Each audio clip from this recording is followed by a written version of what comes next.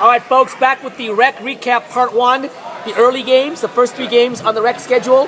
First game, your Greenback Boogies and Joe Sharko. 2 straight shutouts now. One in the exhibition last week he shut out Jake Ruby.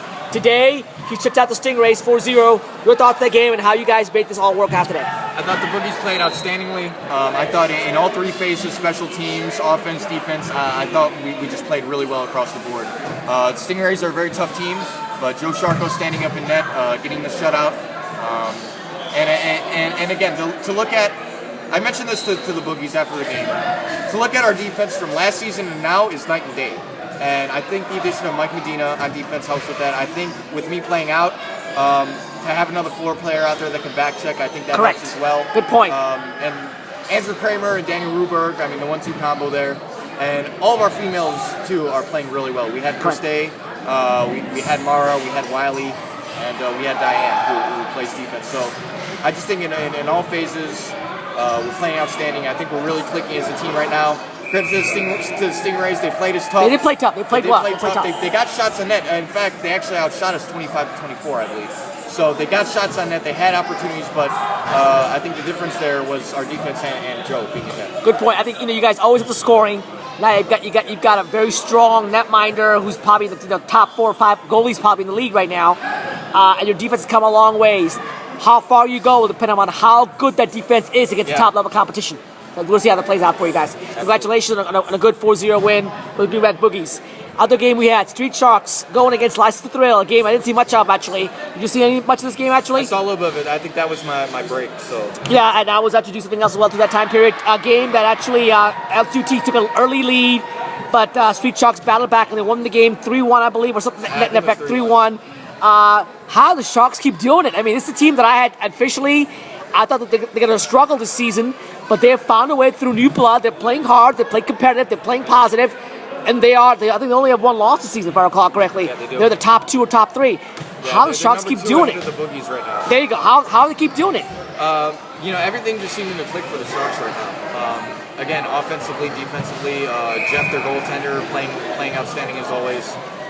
It's just everything is clicking for this team right now. And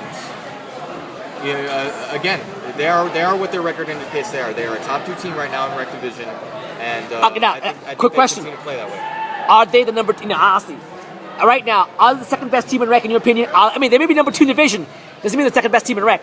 Are they the second best team in Rec? Me personally, I mean, again, I have bias here because I'm on a Rec team. I captain a Rec team, the Greenback Boogies. I think the Greenback Boogies are number 2 behind the Babylon Warriors. You guys beat them early anyway, so.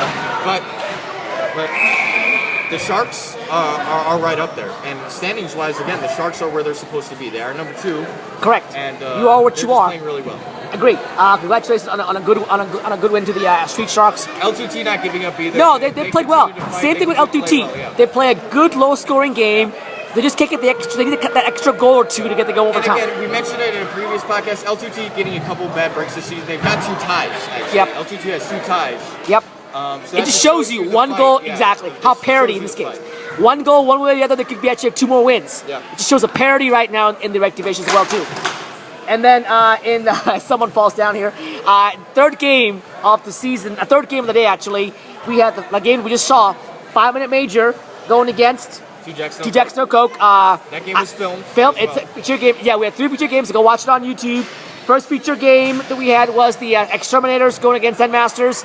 Then we had Nexus 2.0 going against Team Sucksies. Then Snake Eyes going against Fuckmasters. The last game we taped was the 5-minute major going against Rick. A game, I'll be honest with you, I thought the 5-minute major got an early lead. A couple of fluky goals went in. It was tied 2-2.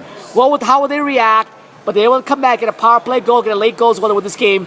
Your thoughts on this game, or what you saw up the tower up front at the broadcast? I don't think any of the goals were really fluky. I just think that at the end of the day, the majors defense was a huge difference. Kate of 5-minute majors played outstanding. She had a goal and the game-winning power play goal. Yeah, and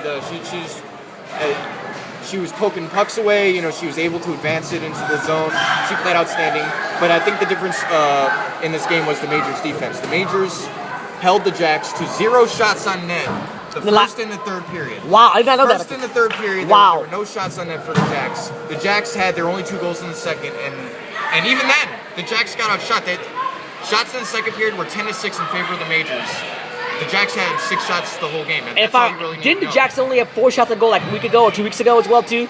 The Jacks still going to get their offense going now. So Jacks, you can see that they're playing hard. They're playing but hard. They got to find a way to generate more offensive shots on goal. So they're not going to win without shooting shots on goal. That's the bottom line. Now, I will credit the Jacks with an outstanding penalty kill. They were down in the second period, and shots just kept coming their way. Again, they couldn't get out of their zone, but really the difference was Sean Sampson. He played outstanding on that penalty kill, and they were able to kill that penalty, get out of the zone finally, and I thought that was a momentum shifter, at least initially for the Jacks. But again, once that third period hit, it was just all majors all the time. Agreed, and you saw today the debut of Paul Lucci back in the DCHL. You saw Kate Lukoff, who I'm a big Kate Lukoff fan. Carey's there as well too. They're missing Todd Elling. Yeah. When this team gets Todd Elling back in the game, I think, again, it's on paper. You got to play the games, not on paper. You got to play the floor. On paper, they are, to me, 2 or 3 goals better than the Babylon Warriors. But will it materialize? We'll see. Last game of the season out there as well, too. So 5-minute major, getting their players now in form. Can they make a run? We'll see how it works out. There we go. The early game recaps that we have from the rec side as well, too. Jason, again, as great job as always, taping 3 games, playing in 2, helping with scoring. Thank you so much. We'll be back with the late recap of the last 2 games, Warriors, Scabs, and Untouchables going against the Moussassins. Have that game for you later on as well, too. Thanks, Jason. We'll see you a little bit later on next week. See you later, folks. Take care.